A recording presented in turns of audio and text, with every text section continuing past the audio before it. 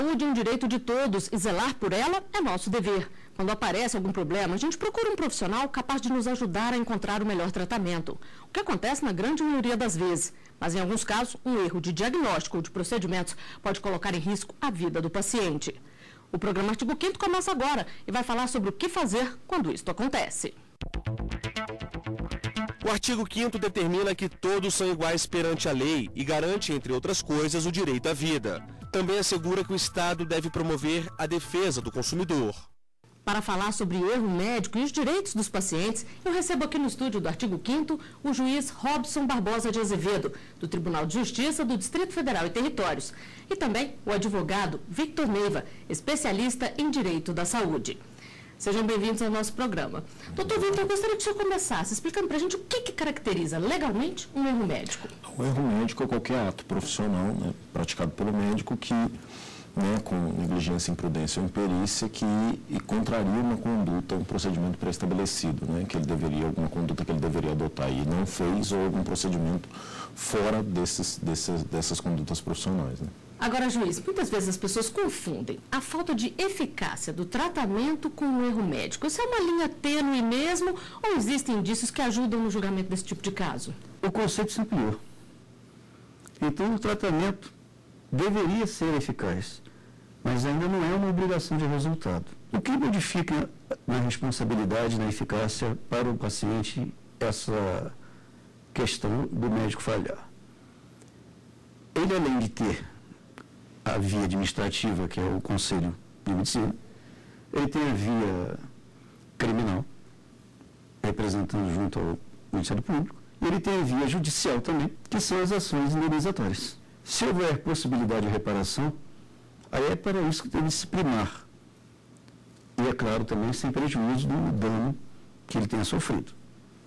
Se isso não for aplicado dessa forma, gradual, como eu estou lhe dizendo, fica parecendo que a vida tem um valor em espécie, ou alguma parte do nosso corpo. Até concordo que um atleta precisa da perna até mais do que eu.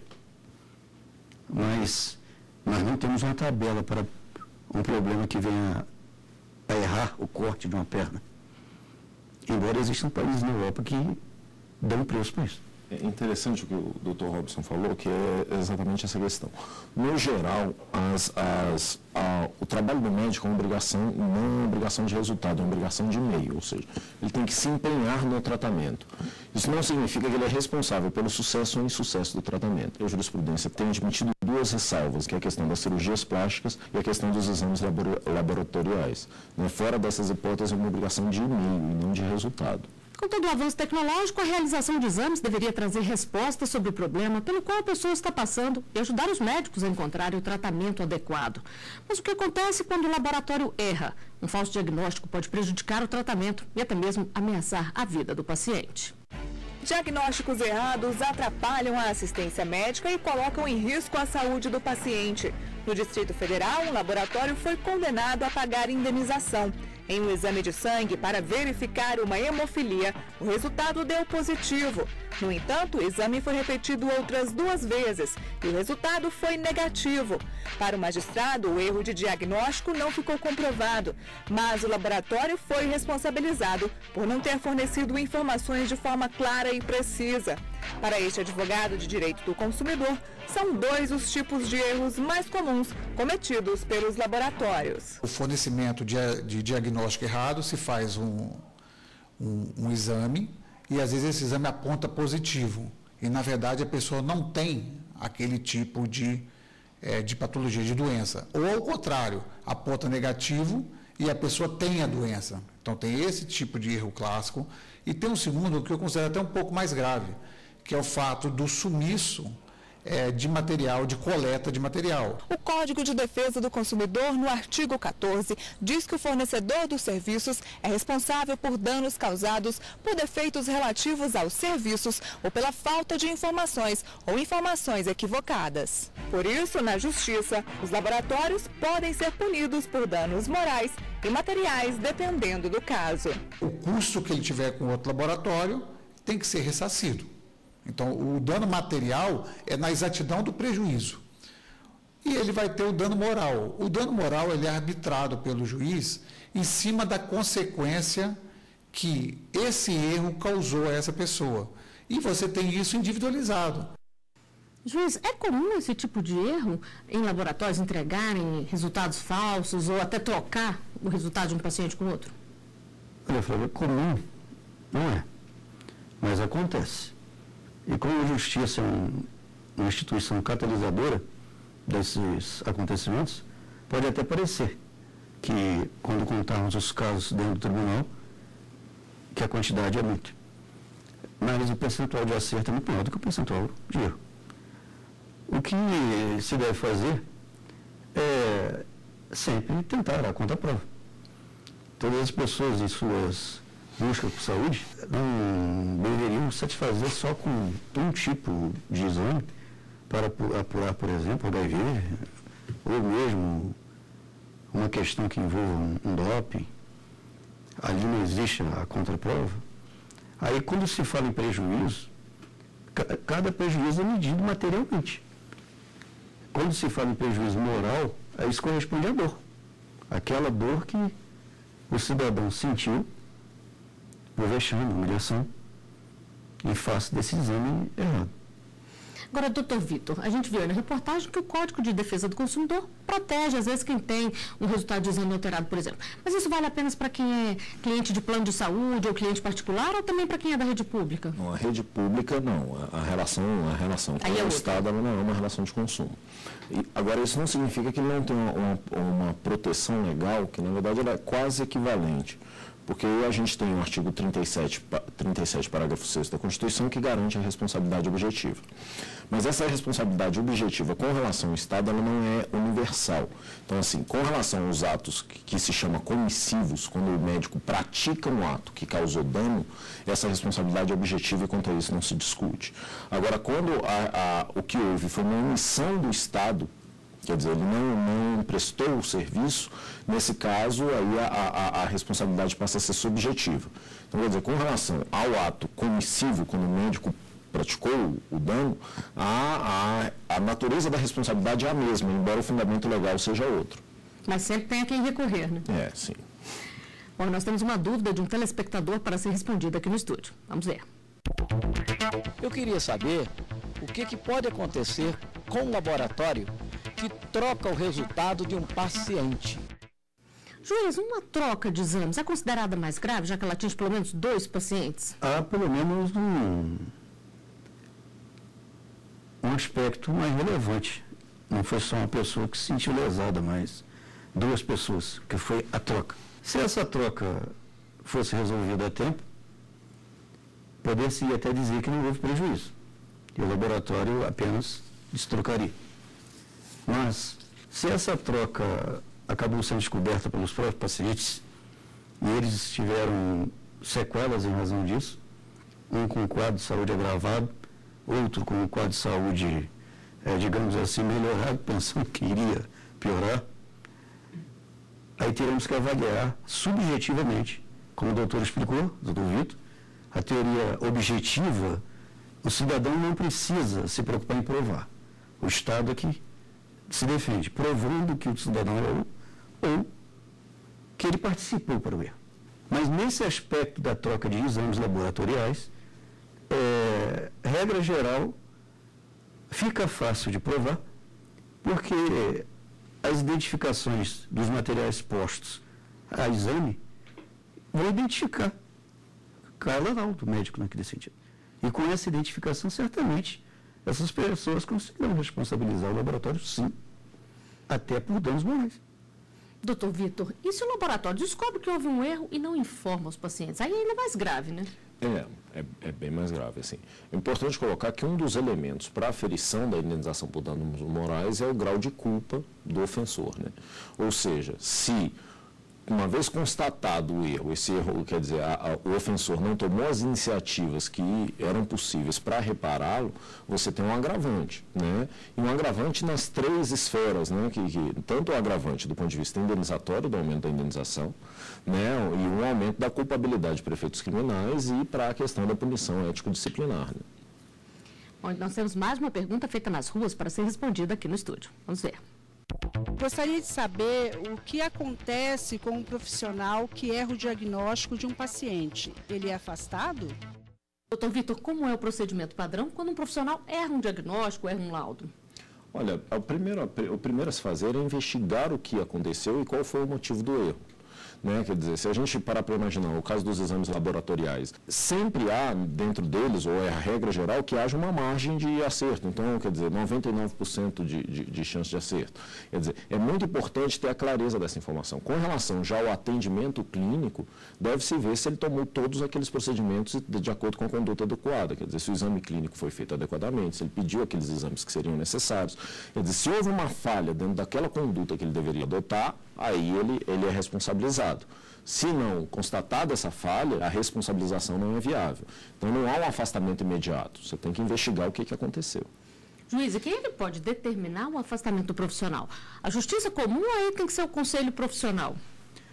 Flávio, o conselho profissional é muito importante que ele atue. É uma atuação administrativa até mais célere para afastamento. Entretanto, em se tratando de profissional contratado por empresa privada,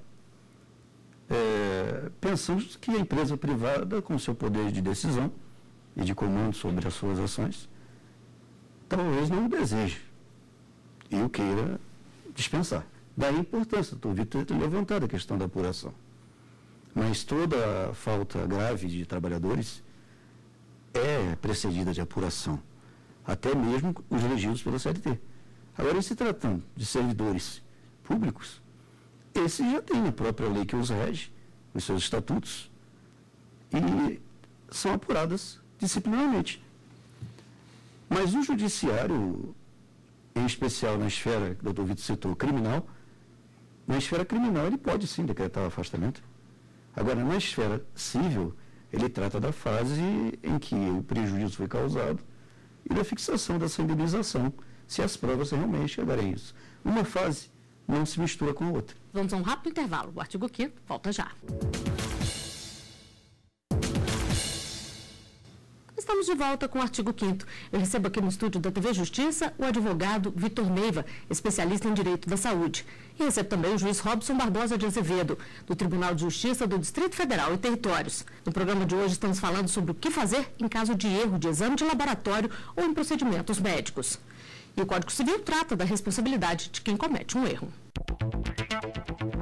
Por lei, aquele que por ação ou omissão voluntária, negligência ou imprudência, violar e causar dano a outro, ainda que exclusivamente moral, comete ato ilícito e fica obrigado a reparar o prejuízo provocado.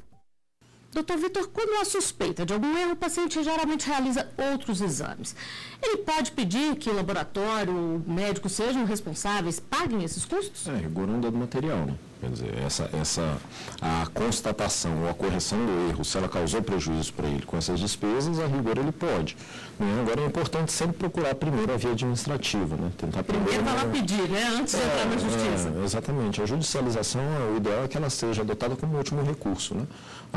Embora, né, o que a gente tem constatado nesses casos é que as empresas elas não adotam uma política de negociação nessa área administrativa onde se consiga resolver esses erros antes. Agora, doutor Robson, todo erro de laboratório, de diagnóstico, gera uma indenização ou depende muito do dano provocado? Olha, não pode existir uma indenização se não houver dano. Então, uma preocupação do cidadão, por seu advogado, é que o advogado demonstre esse dano. Mas depende muito das teorias já mencionadas. No caso da responsabilidade objetiva, o cidadão não tem o ônus de demonstrar. Então, o Estado, em princípio, tenta demonstrar que é o cidadão que é o culpado ou que o cidadão participou. Vou dar um exemplo. Aconteceu um caso real, do qual participei, mas em outra jurisdição, não essa de Brasília, em que a gestante foi ao hospital depois que a bolsa havia estourado, no dia ou 2 dias anterior. A criança já chegou lá, em óbito. E aí entraram com o processo, é feito toda uma perícia, e foi em hospital público, e aferiu-se isso. Então, nesse caso, o Estado conseguiu mostrar que a culpa foi da gestante. Não havia o que ele indenizar, nessa hipótese. No caso do hospital público, se não foram feitos gastos particulares, talvez não tenha um dano material relevante. Mas o dano moral não difere em nada de um hospital particular, em termos de sentimento, em termos de dor, em termos de sofrimento. Então, essas avaliações são feitas usando essa teoria subjetiva, por quê? Subjetivo é típico do sujeito. Então, não estou dizendo que alguém acha que a sua moral vale mais que a do outro, mas as pessoas têm sentimentos e sofrem. Então, esses sentimentos são avaliados nessa seara indenizatória. Bom, nós vamos a mais uma pergunta feita nas ruas. Se o profissional comete um erro médico, ele pode responder criminalmente? Doutor Vitor, vocês já falaram aqui que cabe processo criminal, mas em que tipo de situação? Tem que ver se configura isso do ponto de vista do tipo penal, né? Então, por exemplo, se causou a morte, né, seria um homicídio. Se a questão foi a lesão corporal, né, se houve um dano à saúde, um dano permanente, lesão corporal grave, todas as gradações. O que a gente vê mais raro acontecer seria a exposição a perigo, né? Quer dizer, quando a pessoa comete um erro, mas esse erro não levou necessariamente a um dano, mas trouxe um risco. Nesse tipo de caso, já é mais raro acontecer, mas também pode, em tese. Bom, vamos conferir a última pergunta feita por um telespectador. Quando acontece um erro médico, quem é responsabilizado? O profissional ou a instituição? Juiz, geralmente quem é que responde por um erro como esse? Bom, o cidadão que sofreu a conduta lesiva, ele pode responsabilizar tanto a pessoa jurídica, que é o hospital, ou o próprio Estado, que responder por um hospital público, como também o médico. Existe aí, em princípio, uma solidariedade. A solidariedade significa o seguinte: ambos teriam responsabilidade. Mas, mais uma vez, repito, a teoria mudaria. Então, a maioria dos advogados que lidam com essa área e que trazem para os juízes examinarem, é assim: eles usam o processo contra a pessoa jurídica. Até porque a pessoa jurídica tem um poder econômico maior de pagar pelo dano. E se essa pessoa jurídica, por acaso, nos preocupar aqui o interesse público, com o erário, com o dinheiro público, for o hospital público, ele pode regredir contra o médico causador do dano.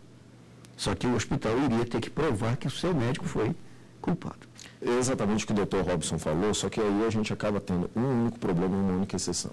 Como a gente tem todo esse problema relacionado aos precatórios e ao não pagamento por alguns estados em unidade da federação dos precatórios, por exemplo, particularmente aqui no Distrito Federal, eu tenho procurado adotar realmente a investigação para tentar buscar a responsabilidade subjetiva do médico, porque acaba sendo a única chance de receber quase, né?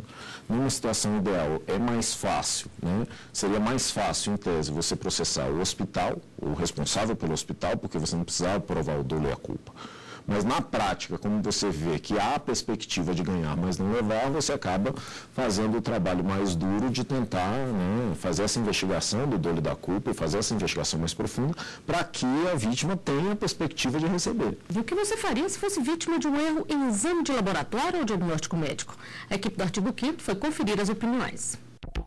Quando vai para um hospital fazer exame, a gente confia 100% neles, até mais. Né? Então, se der uma coisa errada, só se você for orientado, isso aí está errado. Né? Aí você vai ter que correr atrás. Né? Você pensa que a pessoa vai morrer, você pensa tudo de pior, e aí depois a pessoa vai, o médico fala para você, não era errado e tudo. Eu processaria, porque é uma coisa que mexe muito com o psicológico da pessoa. Se eu provasse que foi dado um laudo errado, eu ia procurar meus direitos, né? Procurar a justiça, né? No mínimo uma indenização, né? Eu ia ficar desesperada, né, a princípio. E iria acabar causando grandes problemas, né, na minha vida, com certeza. E a única solução realmente é processar, né? Evitar que isso aconteça mais vezes com outras pessoas. Eles têm que ter mais prioridade na hora de analisar as coisas. Juiz, a gente viu aí a entrevistada falando que ela processaria até para evitar que isso acontecesse mais vezes. Isso realmente ajuda a chamar a atenção dos profissionais, fazer com que eles fiquem mais atentos? O brasileiro tem essa característica de beligerância, ou seja, quer processar. Então não é à toa que os tribunais brasileiros estão abarrotados. Eu também aposto nessa possibilidade de uma conciliação. Países desenvolvidos, Estados Unidos, por exemplo, os médicos têm seus seguros. Os hospitais também. E, nesse sentido, pode satisfazer o cidadão com relação à sua pretensão indenizatória. parece um pouco de frieza nesse momento falar assim, mas quando se busca essa indenização como um caráter pedagógico, decretada pelo Poder Judiciário, a rigor a pessoa está buscando substituir saúde ou vida por um numerário em espécie. Disso nós não podemos fugir. Então ali parece que os sentimentos não estão mais tão avivados. E sim, quanto vale a perda de um ente querido. Doutor Vitor, e agora a pessoa que tenta conciliação, não consegue e opta por buscar uma indenização, um processo. Que tipo de prova que ela tem que ter? Essa denúncia tem que ser feita pela própria vítima ou não? O grande problema que a gente tem, né, antes de mais nada, é o quê? Que objetivamente não há esses espaços de negociação antes, entendeu? Nem as empresas, os hospitais e muito menos os estados, em geral, oferecem essas oportunidades para que as coisas, para que se indenize antes. Agora, o que acontece? A gente tem, como foi falado antes, 3 dimensões, né? Na dimensão administrativa, que é o quê? O Conselho Ético Disciplinar, o CRM pode atuar, inclusive, de ofício. Ele não faz questionamentos a respeito de quem deve entrar com a denúncia. Então, no CRM, a rigor, qualquer um pode entrar com a denúncia, mesmo que não seja crime. Né? Do ponto de vista criminal, isso vai depender, como eu falei, da natureza do dano que vai influir diretamente na natureza do crime e do tipo penal. Então, quer dizer, por exemplo, no caso de homicídio, aí a ação, ela pode ser, percebeu? Ela é pública, então não demandaria questionamentos da legitimidade.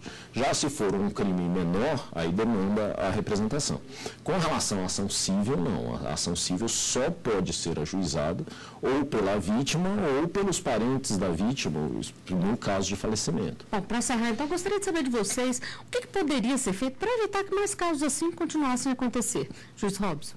Acredito que tem que se intensificar a fiscalização, já que os órgãos corporativistas de profissionais de saúde, profissionais da medicina, a saúde em geral, deveriam fiscalizar os nosocomios, os hospitais, os ambientes, com mais frequência. E também, é claro, aplicar as multas que lhes são cabidas. É como se esses órgãos citados, o Conselho Regional de Medicina, fossem a polícia desses profissionais, porque também são formados profissionais do mesmo estirpe de conhecimento. Isso é que eu sinto que seria preventivo. Nessa atividade preventiva, iremos diminuir certamente a quantidade de processos. E se essa quantidade de processos diminuir, certamente tudo funcionará melhor.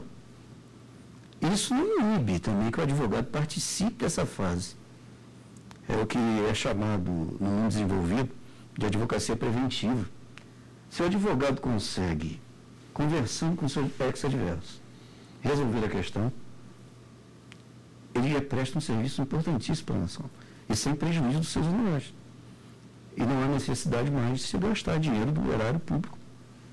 E para o senhor, doutor Vitor? Eu concordo com o doutor Robson com relação a essa questão da fiscalização e de certa forma, tentar diminuir o caráter corporativo de algumas instâncias fiscalizadoras que a gente verifica muito. Mas isso serve muito mais para a área privada do que para a área pública. Na área pública, os erros acontecem também muito e fundamentalmente por falta de condições de trabalho. Né? Então, quer dizer, é necessário que se faça investimentos em saúde. A Subsecretaria de Administração do GDF, ela aponta os profissionais de saúde como um nível crítico de adoecimento. Quer dizer, a falta de condição de trabalho, é óbvio que ela interfere no dano. Então, quer dizer, o que a gente precisa fazer? Precisa investir. Né? A nação precisa, objetivamente, prestar o serviço e dar condição para que o profissional trabalhe. Sem condição, é óbvio que aumenta a chance de erros. Eu acho que seria esse o caminho. Bom, nós chegamos ao final de mais um artigo 5º. Juiz Robson, doutor Vitor, agradeço muito a presença de vocês e os esclarecimentos feitos aqui. E agradeço também a sua companhia. Se quiser participar do nosso programa, é só enviar a sua sugestão para o e-mail artigo5@stf.jus.br. Até o próximo programa.